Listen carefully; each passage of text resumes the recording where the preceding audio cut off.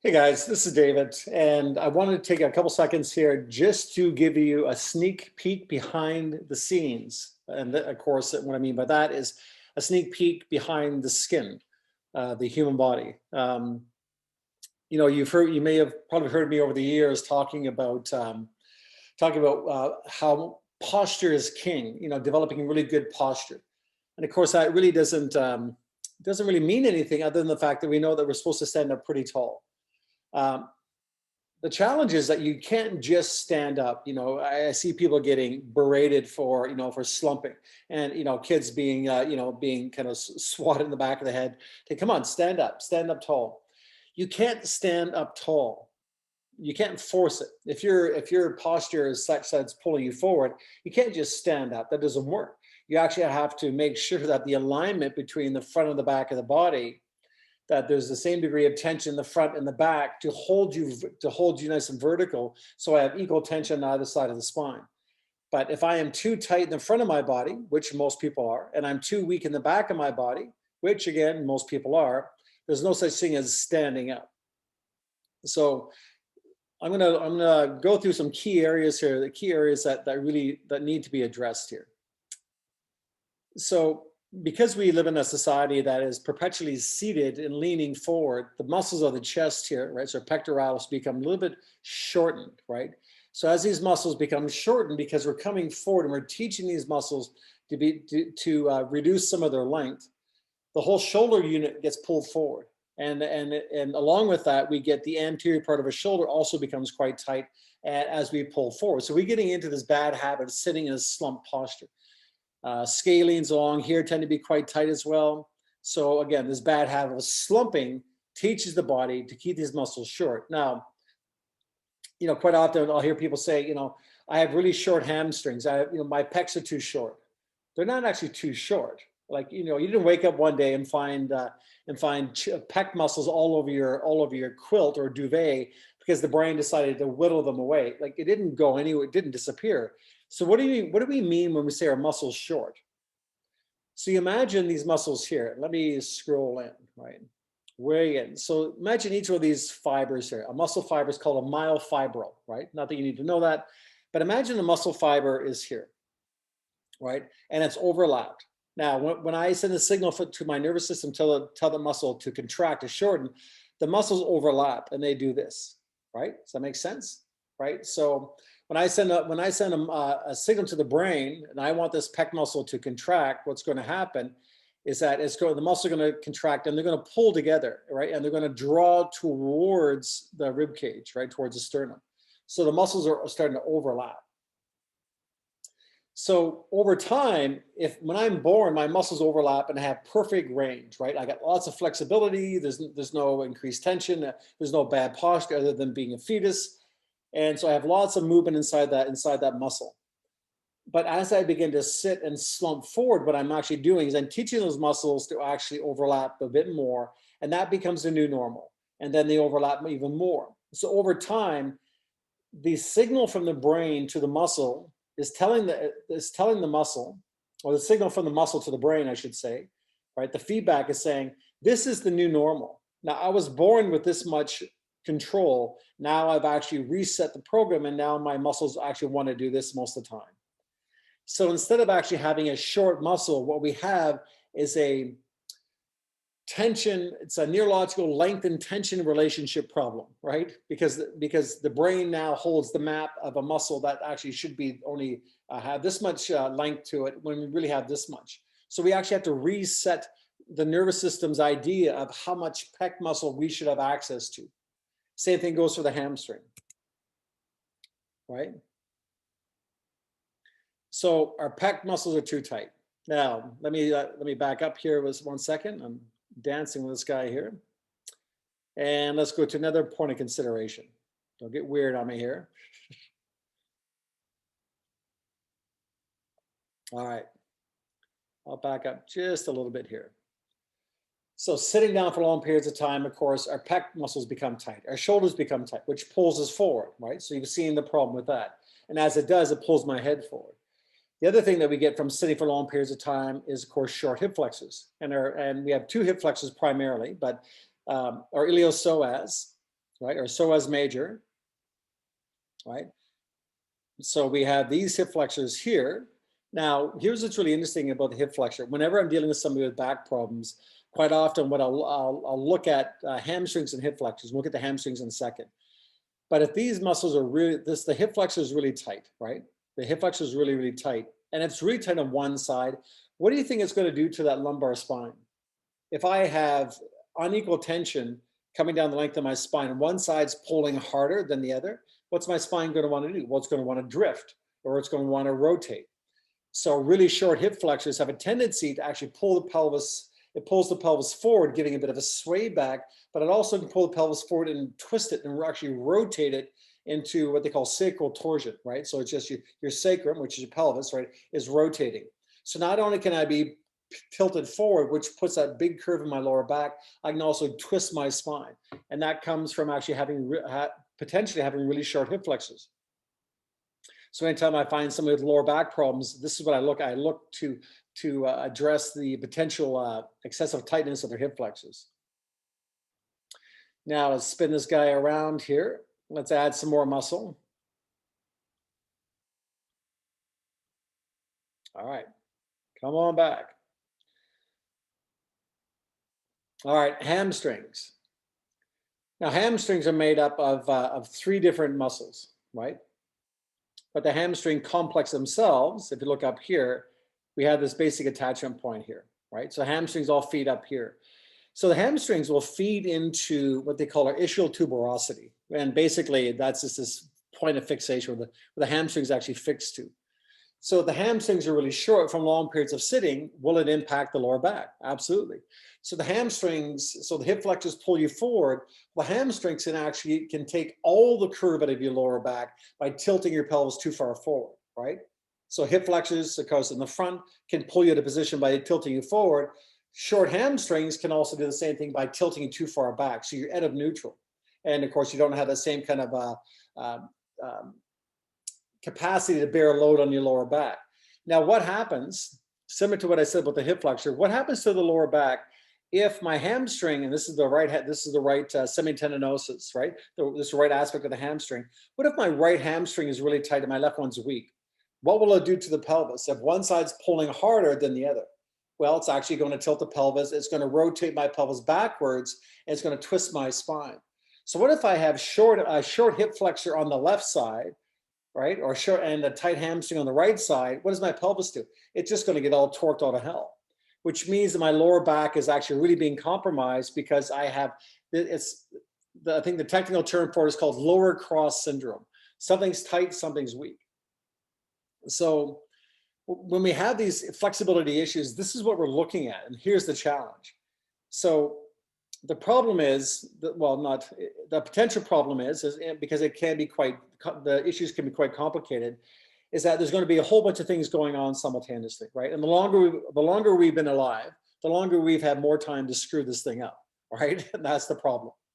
So when I'm sending people off to a physio to get a really good assessment, this is what I want to look at. I want to make sure that first that is alignment, so that I want to know that the pelvis is square, and they can actually do a pelvic alignment assessment, make sure that you're neutral across the pelvis and you're not twisted and torqued or you have an upslip.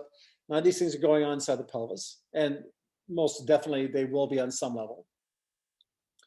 But here's the challenge. If I stretch my hamstrings and stretch my hip flexors and they're nice and loose now, will that be better? Well, no, that actually can make it worse. And why would it make it worse? Because they seem to be the problem. If my hip flexors and hamstrings are tight, it means something's weak, right? Something is tight means something is weak. They're always paired up that way. So if my hamstrings and hip flexors are tight and I back them off, what's the potential problem with that? Well, now nothing's holding my pelvis into place, and my pelvis can bang all over the place. So I run a greater risk of injury because what was tight was holding me together. So what I quite often get people to do is stretch your hip flexors, stretch your hamstrings if they are indeed the problem. And then we're going to work on your pelvic floor. Now, I know I got some criticism about somebody saying how useless the pelvic floor is. Well, it's the whole idea of working on the pelvic floor is actually to orientate the nervous system to where your center of gravity is. Let me switch this guy and take him back here. So it's not that the whole world's incontinent, you know, and there's lots of people that are, and it's just, you know, price of being a human. But the whole idea of actually getting the pelvic floor to become more active and contracting a pelvic floor is that, yes, it's always good to have strong bladder and rectal muscles for sure, because who wants to be incontinent? Which I thought meant living further inland about 25 years ago. So it's a good thing I clarified that. But contracting the pelvic floor orientates the nervous system to where your center of gravity is. And your center of gravity just happens to be right about here, right? Right along this line here. So your mechanical center of gravity. And guess what? Well, if I contract the pelvic floor muscles, which are basically a bunch of webbing muscles that actually that pull in and up, then I'm orientating my brain to say that's your center of gravity. And here's the cool thing. When your pelvic floor activates and pulls up, these muscles here called the multifidus also co-contract, right? Which means they react at the same time. Pelvic floor contracts, these muscles also contract at the same time. And now I'm sending energy from my neck, basically from my wrist all the way through, and I'm driving things down towards my pelvis. And what I found with, especially training athletes are just astonished. Martial artists, soccer players, I'm the strength coach for the US Women's Rugby League, right? And when they find this, they're just amazed at how different in timing, how to describe this, the difference in agility and timing occurs when they start thinking about their pelvic floor, and then they get their pelvic floor muscles to fire before they do anything else. Turn on the pelvic floor and then do a lunge. Turn on the pelvic floor and then do a reverse lunge. Turn on the pelvic floor and do a chin up. And chin ups actually are made easier by tightening your pelvic floor. It's something you're going to have to experience, so you can actually criticize it without actually trying it. But you know, again, I've been at this for again 2.5 decades, and we've seen consistently by going through teaching people where the center of gravity is, firing off the muscles in that spot continuously really makes a massive difference in a person's success and injury risk. All right, so anyhow, I digress. I got on a tangent there. But if I get the pelvic floor active, right? So I've stretched my hip flexors, stretched my hamstrings. I want to do about 3 sets, let's say 12 to 15 pelvic tilts. Tightening the bladder and rectum muscles, tightening the bladder and rectum muscles, doing that over and over again, and thinking about what I'm feeling, right? Just imagining that, okay, I'm vacuuming up those muscles. I feel the rectal muscles. I feel my glutes firing. I feel my lower belly tighten. I feel it, and I want to consciously think about what I'm feeling over and over again. Get the brain engaged, right? Don't just do reps without thought. And then once I've done that, and then I would actually have you go through and do a series of bridging exercises, do some do some hip bridges. Now, here's the interesting thing, and I'm going to end it with this, otherwise I'm going to be babbling all day here. When you do a bridge, right? So a hip bridge. So you think about the exercise, right? If you're doing a bridge, is a bridge a vertical movement? Right? So when you're watching somebody do a bridge, imagine lying on the back, heels below your knees, right? Shoulders back, lifting your bum up and down. Is that a vertical movement? Is that what a bridge really is? Right? If I had some Jeopardy music, I'd give it to you. Right? What's your guess? Is it vertical? Actually not. It's not vertical at all. How could it be? And the reason why it's not vertical is, look at these muscles. They come at an angle. They're attached to a hip joint. A hip joint is what? It's a ball and socket joint. Can a ball and socket joint produce a straight line? Well, no, it can't, right? So what's the exercise? So you think about when you're lying down on your back and you tighten the pelvic floor, right? So, and the rectum muscles are firing. And what happens when the rectum muscles are firing, it irradiates this tissue here, which means that, you know, there's energy inside this part of my body anyhow, because I tighten those muscles. And so it's easier because these bigger muscles here are proximate, they're next to it. It's easier to grab those glute muscles and turn them on, right? And I challenge you to do this yourself. Lay on the ground on your back, heels below your knees, and think vertically. Don't worry about tightening your core. Just do what you do, right? Lift your bum up and down and do that 10 to 12 times and pay attention to do exactly what you feel. And then on the second part of it, I'm gonna have you lay on your back, and I'm going to have your heels below your knees, and I'm going to tighten your pelvic floor. And I want you to imagine, and again, see those glutes are attached at an angle, right? So there must be a different pattern than vertical. I want you to imagine your glutes coming from the outside and actually squeezing in, right? Imagine your glutes doing this, right? So as you lift, you're being lifted because your glutes are flexing to the middle, reach to your tailbone, and then squeezing up and in. Do that instead. And I think you'll find that'll be a massive difference in your type of success. There's so much more I could try to explain in this process, but at least it gives you a bit of an indication of why it's frustrating. And when you have surgical intervention, when you've had an injury, you've had scarring, you've had a knee replacement, you had a hip replacement, we kind of have to go back to the beginning. Now, the fact that we can be strong and the fact that we can do things doesn't tell me anything about how you do them. Some of the professional athletes I used to work with off season, I would have to deconstruct them and rebuild them in the summer so they go back. So when the winter came around, they came back to go play in their sport. I would have to reset them almost every single time they came back. Why? Because they have a pattern of behavior, then they have injuries, and injuries change the way the nervous system functions and the way the nervous system utilizes and incorporates muscular activity. So again, hopefully that's helpful. Hopefully it's not that confusing. But exercise can be confusing and it can be super frustrating because I know so many of us, we're putting in the effort, but sometimes we have to stop and we have to be a bit more paint by numbers in this process and trying to figure out what's working, what's not working. And quite often our medical system is it's not that informative, right? It doesn't give us that insight to what's going on, because sometimes you may need to stop what you're doing for 30 days or so just to clean up the mess, right? Just to work on posture.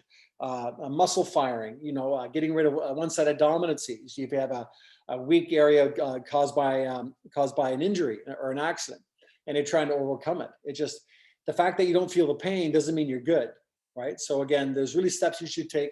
Find a really good physiotherapist who has a really good background and doing assessments, and really work with them closely for a while. For you to become more informed, because it's your body, right? So it's your responsibility. Get more informed. And then the more you understand up here, the better you run this thing here. So hopefully that's helpful and hasn't made things more confusing, but should give you an insight to what we're up against when it comes to trying to make this thing healthy and strong.